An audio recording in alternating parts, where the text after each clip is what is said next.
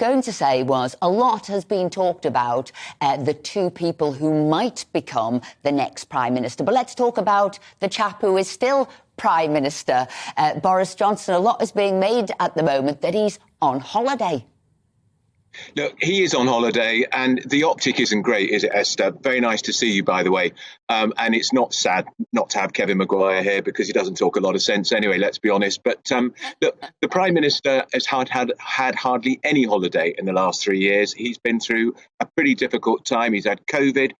He's had to deal with the pandemic, the Ukraine war, one thing after another. And effectively, he's running a zombie government. You know that, because what can he do about the cost of living crisis? He can't impose anything on his successor, who will be in the job in less than 3 weeks. And it is going to be Liz Truss. I think she performed very well in that hustings last night. She told me when I spoke to her last week at a hustings, there'll be an emergency budget within 2 to 3 weeks. So we haven't got that long to wait for action.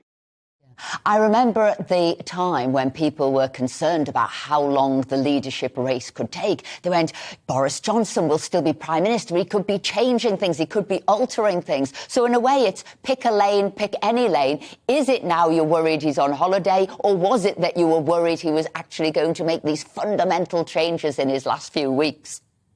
He can't win, can he? That's the point here. He's damned if he does, he's damned if he doesn't. And people who complain about a Tory cult choosing the next Prime Minister, look, this is how it's happened for years and years and years. And if this was a Labour Prime Minister who'd walked away and there was a leadership contest, Esther, it would have been taking 3 or even 4 months because they have to consult the whole trade union movement, the broader membership. It would take weeks and weeks. I think it's taken too long, and I think both Rishi Sunak and Liz Truss would say it's taken too long. Most of the members have voted already, and we've seen a poll today, I think, on Conservative Homes suggesting that of those people who voted, Liz Truss is up at 68, 69, maybe even 70%. If you wanted to do an honourable thing here, you know, the former Chancellor could throw in the towel and say, I've lost, let's just get the new Prime Minister into number 10 next week.